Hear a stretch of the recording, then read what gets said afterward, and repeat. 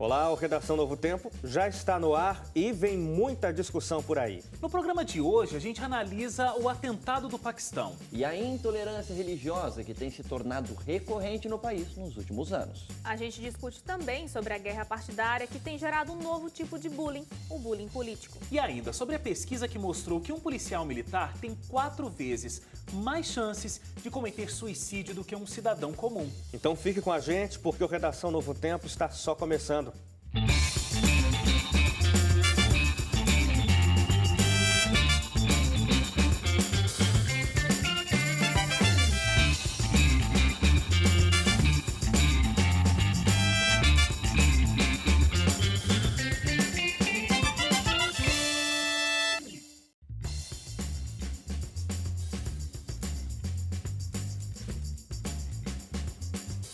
Olá, tudo bem com você? Começa agora o Redação Novo Tempo. Muito obrigado porque mais uma vez você está aqui com a gente, acompanhando as nossas discussões. E olha, todo mundo aqui preparado para mais uma semana, as principais notícias da semana. Hélio Moura, tudo bem com você? Tudo certo, Wagner. Um alô para quem está acompanhando a gente em casa também.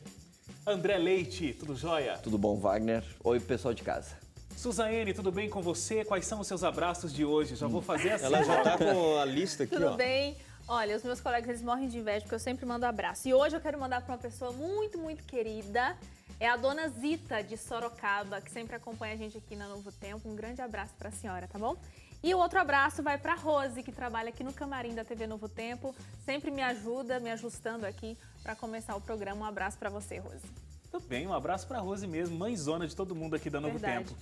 Você pode interagir com a gente, viu? novotempo.com/jornalismo. O nosso Facebook, que é um ótimo canal aí para você colocar a sua opinião, participar da discussão com a gente, facebook.com/ntjornalismo. Twitter e Instagram, você encontra a gente no @ntjornalismo. Aguardamos a sua participação, como se você estivesse sentado aqui nesse sofá junto com a gente.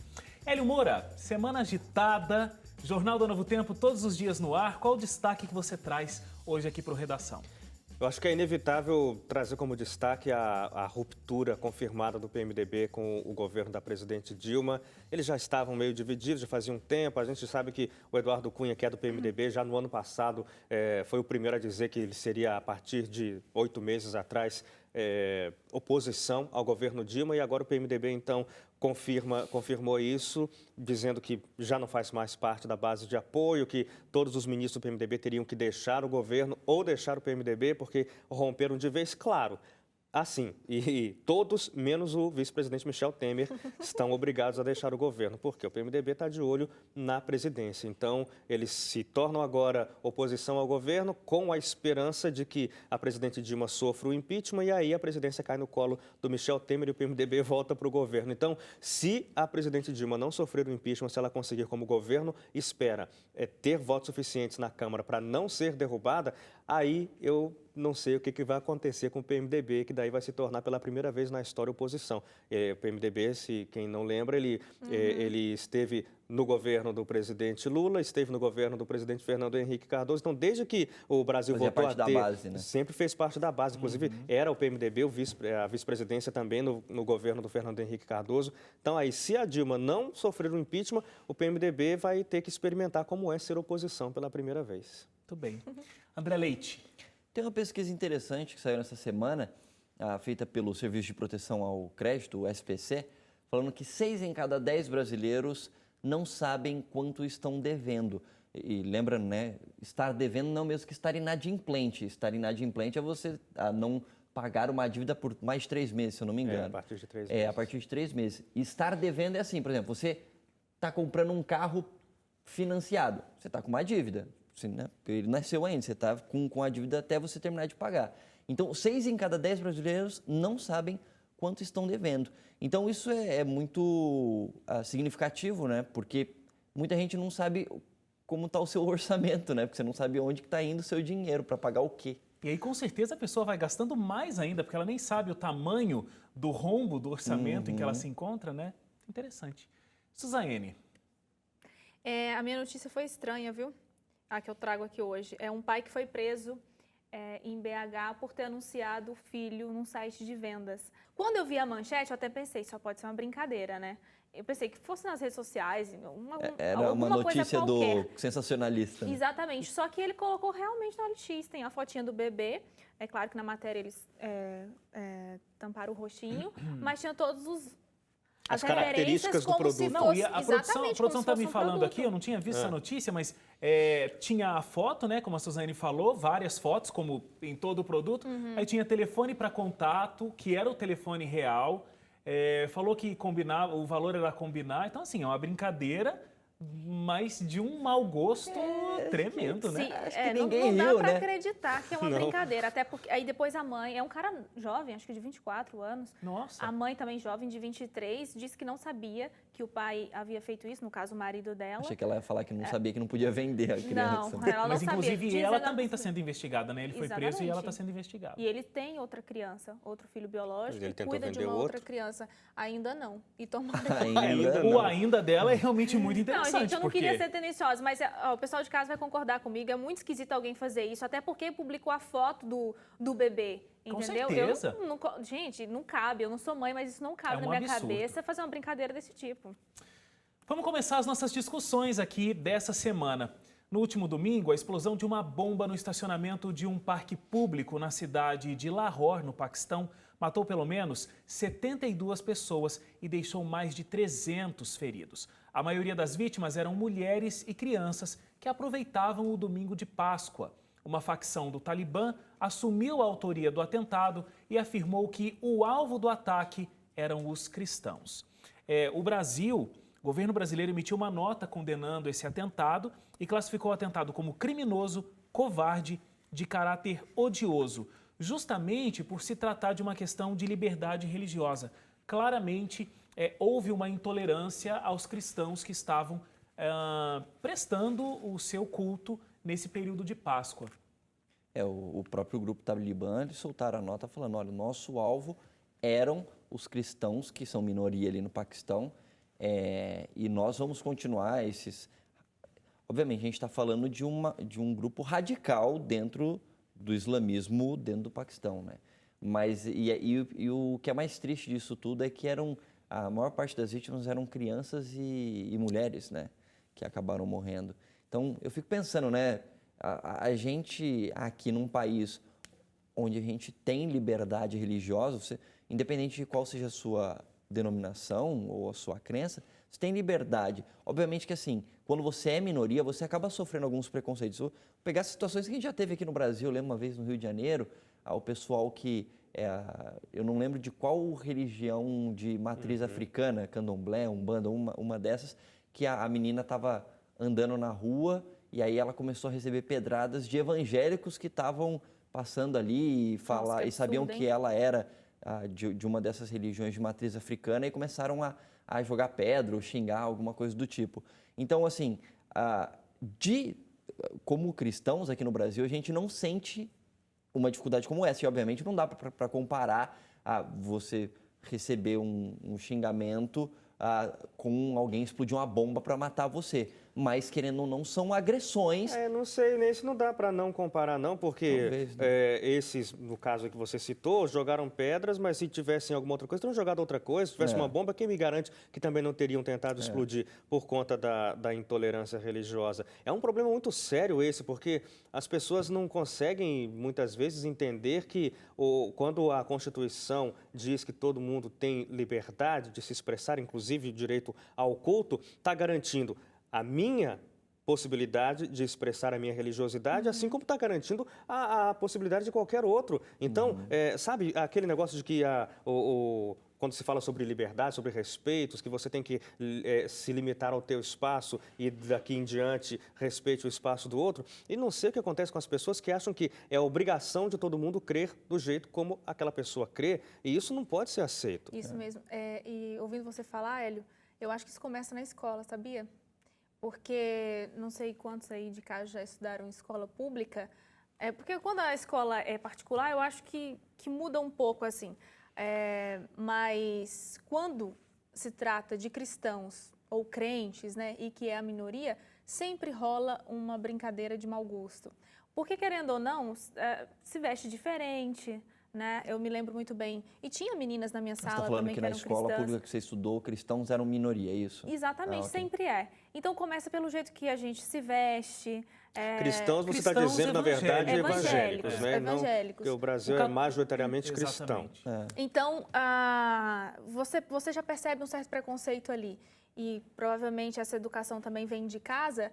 E ali você já começa a sofrer algum tipo de situação que, obviamente, isso vai sair para fora da escola um dia, quando essa pessoa se tornar adulta, porque se ela não compreende a religião do outro e nem respeita isso, ela vai levar isso adiante se nada mudar na vida dela, Você né? sabe que o Leite estava comentando, você comentando, e depois o Hélio, eu estava aqui pensando o seguinte, a gente tem tanta literatura hoje em dia, principalmente na área de filosofia, falando do momento histórico que a gente vive, que é conhecido como pós-modernidade, né? Pós-modernismo.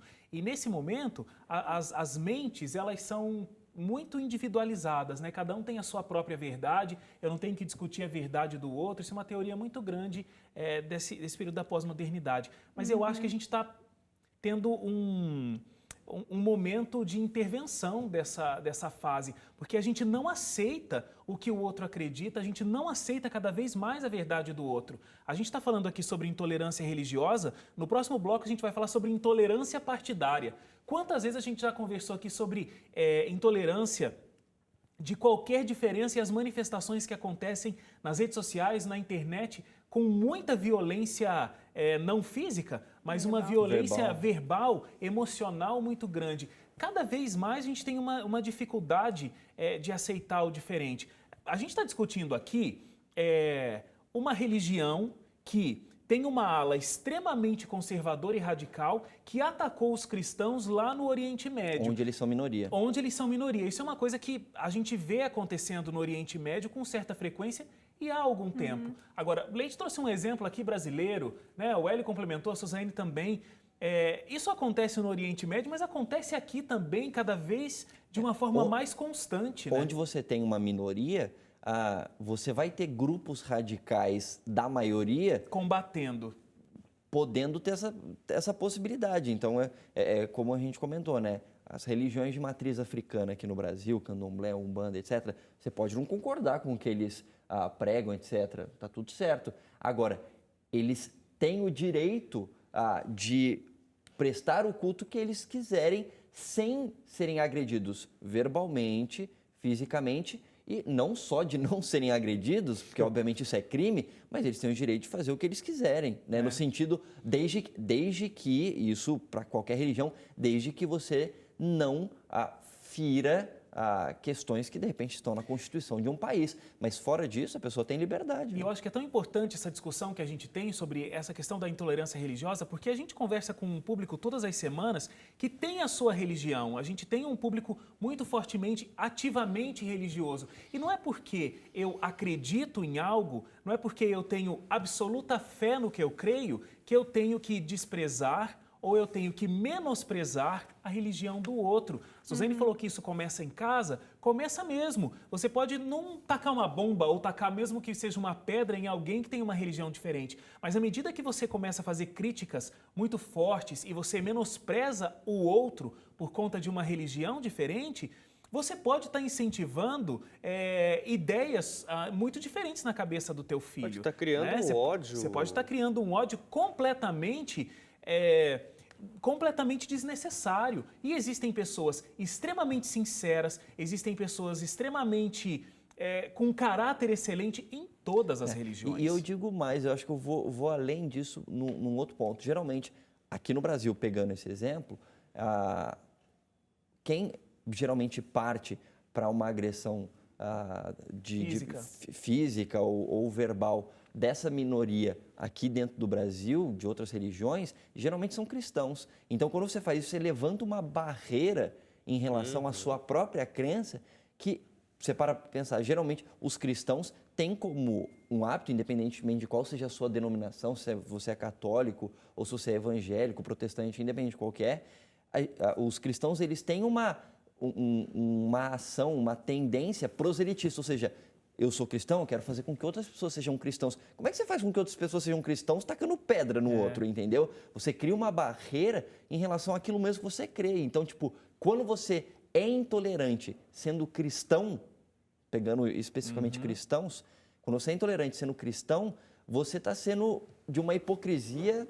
Você está sem negando tamanho. a própria Não Bíblia que combina, você né? acredita, né? É. Agora, a gente tem um outro tópico que a gente vai discutir aqui também, que é o seguinte. Na semana passada, a gente abriu esse mesmo programa falando do atentado que aconteceu em Bruxelas. Aí, hoje, a gente está aqui discutindo esse atentado no Paquistão. Que não Agora, teve vocês a acham- mesma repercussão. Não teve a mesma repercussão. É, e quando a gente não. fala da Europa também, assim, há de se considerar que é diferente, né? Tem a questão da proximidade. Até aí, eu acredito que Que proximidade você que é um diz? fato. Por exemplo, a Europa se comoveu num todo. E querendo ou não, o mundo também, né? É que nós somos Sim, mas ocidentais, não sei se a a Europa gente- é ocidental parece também, assim, né? parece que até é insensível da minha parte falar isso, mas é claro que nesses países sempre houve essas confusões, sempre teve esse tipo de situação. Pode ser que a gente esteja mais acostumado em ouvir, ler notícias sobre isso, e a gente não está tão acostumado a ver isso na Europa. Pode ser também, não quero ser insensível à situação. Não, o que a Suzane falou é justamente isso. Porque uma coisa é você ouvir falar que houve uma explosão em Paris, perto da Torre Eiffel, onde estava acontecendo um jogo da Champions League, que é, se não me engano, um dos mais conhecidos campeonatos do mundo. Outra coisa é você ouvir falar de uma explosão que aconteceu no Iraque hoje, sendo que ontem também teve uma lá e anteontem já teve outra. Então, o que a Suzane falou tem tudo a ver, porque não é que as pessoas se tornem insensíveis à dor daquelas outras, mas é que aquilo na região do Oriente Médio é muito mais frequente do que é na Europa. Então, quando ocorre na Europa, e além disso tem uma outra questão, a questão de segurança, porque aconteceu, por exemplo, em Bruxelas. Da outra vez, em novembro, foi em Paris, onde o esquema de segurança é muito mais reforçado, onde a inteligência contra terrorismo é amplamente feita de maneira muito, muito rígida. Então, quando algo desse tipo ocorre nesses lugares, é claro que o espanto é muito maior do que, por exemplo, a última vez foi no Paquistão agora, não é? Essa semana. No Paquistão, estava ali num campo de futebol, que parecia até um campo de várzea, olhando, e de repente alguém explodiu uma bomba. Mas isso é tão frequente nesses lugares que o espanto já não é o mesmo quando ocorre num lugar em Que E a bom, gente ele que é existe. lá Imagina de... quando- A gente Existe que é, menos todo mal mundo agora. aqui é jornalista, o que acontece? É notícia aquilo que é diferente, né? Não é notícia aquilo que acontece sempre. Realmente no Oriente Médio tem uma certa frequência. Agora, não quer dizer que a gente entenda jornalisticamente, a gente entenda toda essa questão, que é bacana isso, né? A gente parece que cristalizou, parece que essa eu mesmo- sensibilidade por conta Sim. desses conflitos e uma explosão como essa no Oriente Médio, parece que é normal. Aconteceu uma explosão. É, Ok, o mais mesmo, uma. é o mesmo que, por exemplo, acidentes de trânsito. Todo dia, infelizmente, todo dia morrem pessoas no trânsito do Brasil. Mas isso não vira notícia, porque senão você ia passar o dia inteiro, 24 horas de um canal ao News, só falando dos acidentes que ocorrem. Então, sabe, é a mesma lógica. Agora, a produção do programa passou um artigo interessante, colocando pontos, já que se vem há bastante tempo se discutindo essa questão da dor que se sente em relação a diferentes tragédias, para a gente refletir sobre isso. E tem vários pontos ali explicando, né? Por que a gente sente, de alguma maneira, ter uma repercussão maior, sente mais um pouco a dor aqui, por exemplo, aqui no Brasil, de uma coisa que acontece na Europa, um atentado, por exemplo, do que um atentado dentro do Paquistão, por exemplo. E, querendo ou não, tem vários pontos ali. Mas tem um ponto interessante também que eles trazem, que é o seguinte: talvez acabe acontecendo uma comoção maior também, porque quais são os tipos de veículos de comunicação que a gente acaba consumindo aqui no Brasil? São veículos europeus, na maior parte das vezes. É a agência Reuters, é a BBC, é a CNN. São norte-americanos, no caso a CNN, ou a Reuters ou a BBC, que são europeias. Então, é natural, quando acontece alguma coisa na Europa ou nos Estados Unidos, você tem uma divulgação maior do que está acontecendo nesses lugares. Agora, quando acontece alguma coisa no Paquistão, ou na China, ou qualquer outro lugar, você não tem isso chegando com a mesma quantidade, inclusive, de informações para a gente aqui no Brasil, por meio de outras agências. Por exemplo, no Oriente Médio, a maior rede de comunicação é a Al Jazeera. alguma das nossas redes de TV a cabo tem a Al Jazeera aqui no Brasil? Não tem, entendeu? Então, quer dizer, é meio natural. Quanto mais exposição você tem a uma informação, é mais natural você também se comover. Eu pego uma situação que às vezes, inclusive, pode acontecer com a gente. Por exemplo, tem gente morrendo o tempo todo, mas se morrer alguém próximo da sua família ou de algum amigo seu, você vai, de alguma maneira, a consternação é maior. Por quê? Porque a informação vai chegar com mais detalhamento para você sobre aquilo. Você já viu aquelas pessoas de alguma maneira, tem algum contato. É a mesma coisa. Você já viu um número muito maior de notícias sobre Paris ou sobre Bruxelas, etc., do que você já viu sobre o Paquistão. Então, quando você ouve alguma informação de uma tragédia num lugar que você já ouviu mais vezes, você fala, puxa, já ouvi bastante. Então, cria uma proximidade meio natural por conta da quantidade de informação que você é exposto sobre um determinado lugar. Isso é verdade. E a gente já comentou algumas vezes aqui, né? Essas notícias que chegam do Oriente Médio via essas redes de notícias, mas como chama? Agências de notícias. Agências de notícia, são realmente relatos simplesmente numéricos, não tem algo muito humanizado. Como a gente tem uma presença massiva desses profissionais da área de comunicação, jornalistas na Europa, quando a gente tem um atentado como esse, os olhos todos do mundo estão voltados para lá, isso é muito mais humanizado, se conta a história. Além de ter essa proximidade, porque todos nós estamos aqui desse lado do hemisfério, a gente já tem essa proximidade, mas quando essa notícia vem de forma tão humanizada, é muito diferente de estourou mais uma bomba, morreram tantos ficaram feridos, que é o relato que a gente tem via agências de notícia no Oriente Médio. É uma mãe que estava indo com os seus filhos. Eu lembro que a primeira vítima identificada do atentado de Bruxelas foi uma mulher do Peru. Aí, ela era mãe de dois meninos, estava lá para encontrar com o marido, com os filhos, aquele jogador tal. Então, você tem uma história. E todo mundo tem uma história por trás. Só que como é que isso chega pra gente? Realmente, coisas que acontecem no Oriente Médio ou na Ásia, etc., geralmente chega só como números. Então, você não consegue se comover com números, né? E você pode perceber que os imigrantes do Oriente Médio que chegam na Europa, isso tem sido um pouco mais humanizado, porque quem conta a história não são mais as agências de notícia lá no Oriente Médio, mas são os profissionais jornalistas que estão lá na Europa contando. Aí a gente tem aquelas imagens marcantes, a gente tem a possibilidade de ter um pouco mais de rosto naquelas pessoas que estão sofrendo as tragédias. Eu acho que isso deveria acontecer com mais frequência, né? Eu vi mesmo durante essa semana, essa semana mesmo, na semana passada, os imigrantes do Oriente Médio fazendo algumas ações para mostrar que nem todo mundo é um terrorista, que eles têm uma religião sim, mas que isso não tem nada a ver com esse tipo de ataque. Tipo assim, mostrando quem somos nós. Nós somos essas pessoas. Somos pessoas. Essa pequena porcentagem que está aterrorizando o mundo não tem nada a ver com a gente. Inclusive ensinando na escola, tirando dúvidas das crianças. Por que um muçulmano terrorista o que é um muçulmano em si, o que é um muçulmano terrorista e tudo mais. Então, isso é legal, para a gente também não ter esse tipo de preconceito contra qualquer muçulmano que a gente vê por aí, né? Interessante. A gente faz uma paradinha para o intervalo. Como eu já havia adiantado, na volta a gente conversa sobre a situação política brasileira. Tem gerado um novo tipo de bullying, o bullying político. A gente discute sobre isso logo depois do intervalo, não sai daí.